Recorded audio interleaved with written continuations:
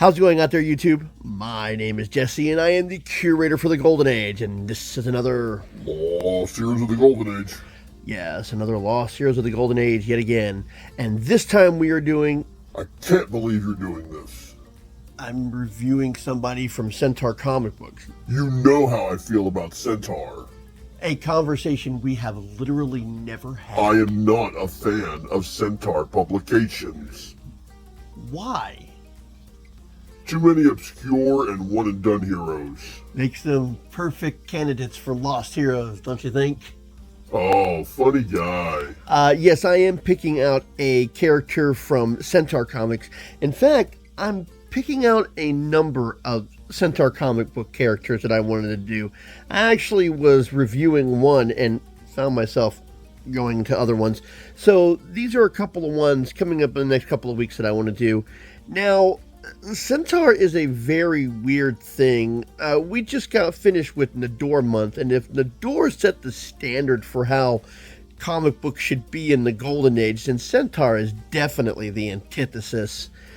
They don't do comic book right. Their Amazing Man comic started with number 5.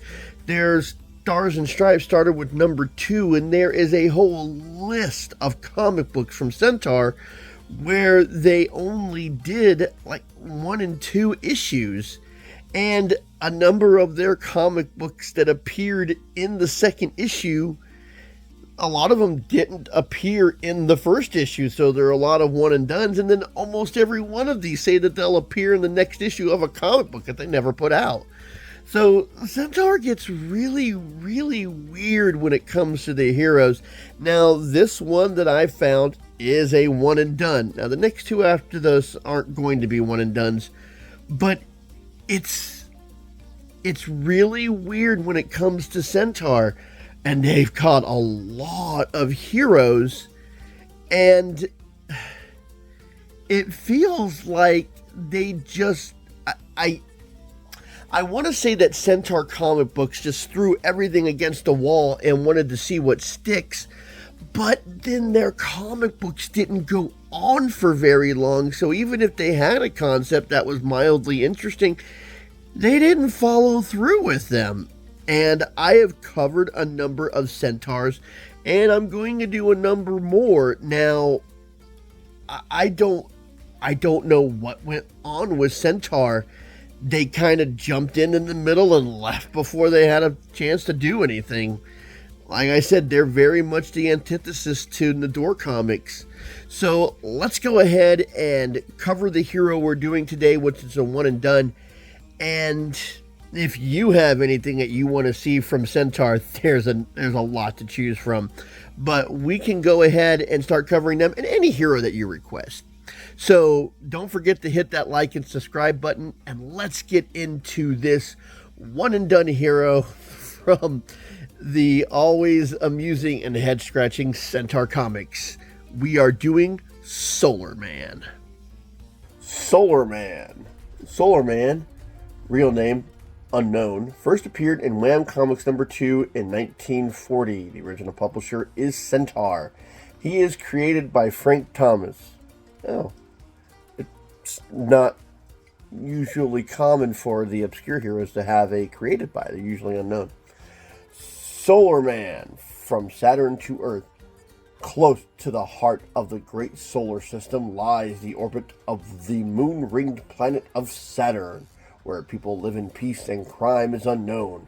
Our story opens high in the Centaurian mountains at the observation of the dwarf Quento, greatest scientist of all time.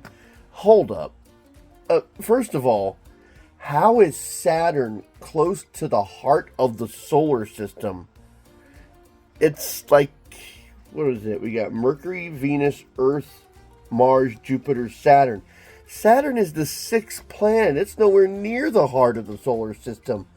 And number 2, isn't Saturn a gas giant? Gas giants don't have mountain ranges. Did they not know what Saturn was when they created this character? And there's Frank Thomas's name in the corner. So, yeah, the obscure hero finally has someone creating him. So many problems with this opening. We'll just go ahead and go from there. Are you ready, Solar Man? Ready, Quino? This will be your first journey to the planet Earth. Remember our purpose. Okay, the way he states this will be your first journey to Earth, it sounds like they've sent people to Earth before. Okay, so they've been observing the Earth for a while. Let's see. Quino says, I will be watching you constantly through the master visiscope, just as we have watched and studied Earth people for many years. That's disturbing. He's going to be watching you the whole time. Now, I find this next statement hilarious. The planet Earth holds much crime, much evil. At times, I have been tempted to burn the Earth to a crisp with one blast from our dino ray gun. But I must not, for there is also much on Earth that is good, much. This guy speaks in a weird way. So they're talking about the Earth, and Solar Man says that he has been viewing one person in particular. I think his name is pronounced Ravani, Al Ravani. Yes, Quino, Al Ravani, the fugitive gangster in the United States of America. So he talks to Quano, which I probably just saying his name wrong, and he aims it towards the Earth. Out into the black void like a streaming comet goes the Avenger from Saturn, Solar Man. So we see Solar Man making his way towards the Earth. Now, he cannot fly. I found a wiki page that says he can. I think because of the opening and the fact that the ray machine is teleporting him, it looks like he can fly. But you'll see in this issue he does not actually possess the power of flight. Let's see. The New York City skyline. Quanto figured his ray beam directions perfectly. So he lands, and then he says how long it took to get from Saturn to Earth. 4.5 minutes. That's not even possible. Not even at the speed of light could you move that fast. I know that if you accelerate to the speed of light, your mass becomes infinite. Okay, it's comic books.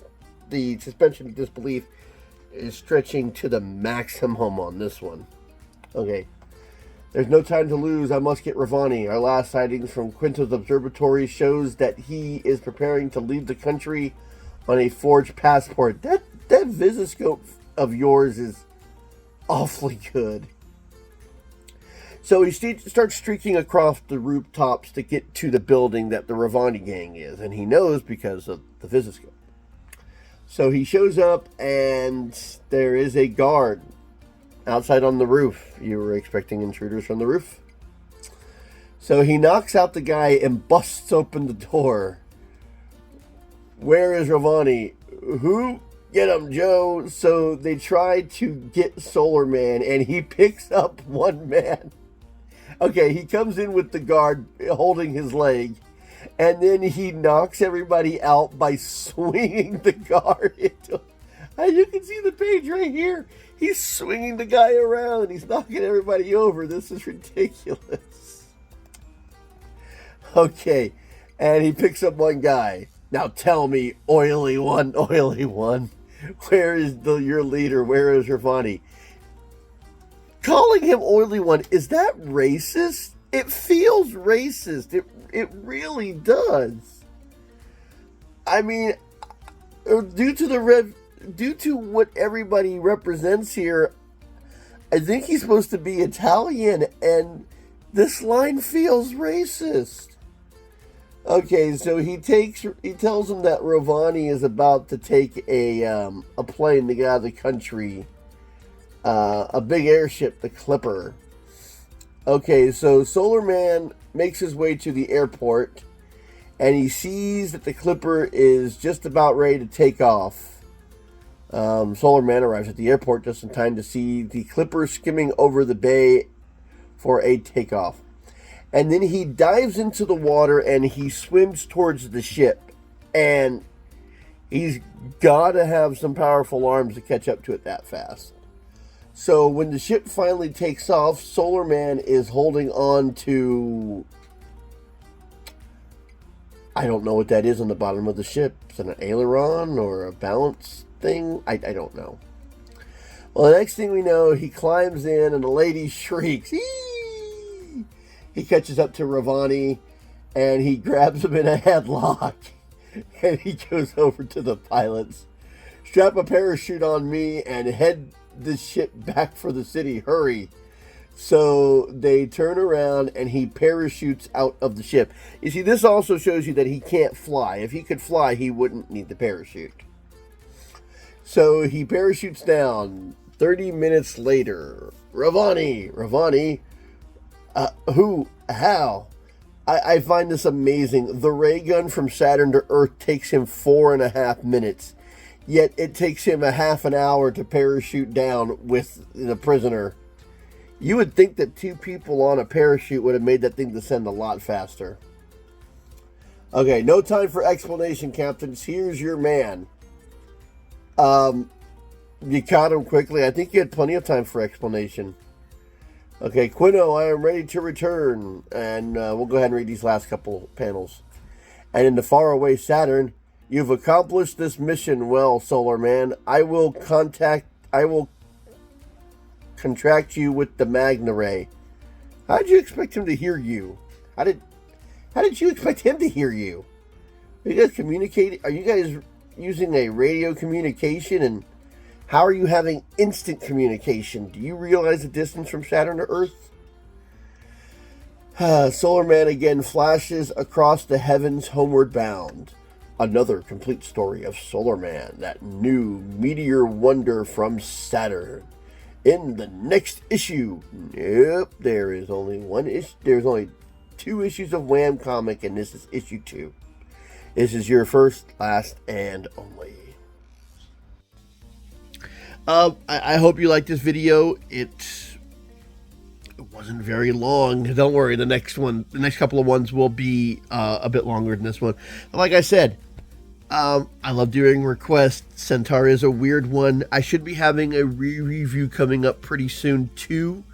I think I know who I might want to do on that one. So, enjoy these next couple of videos. A re-review is just around the corner. Until next time, as always, I'll be seeing you.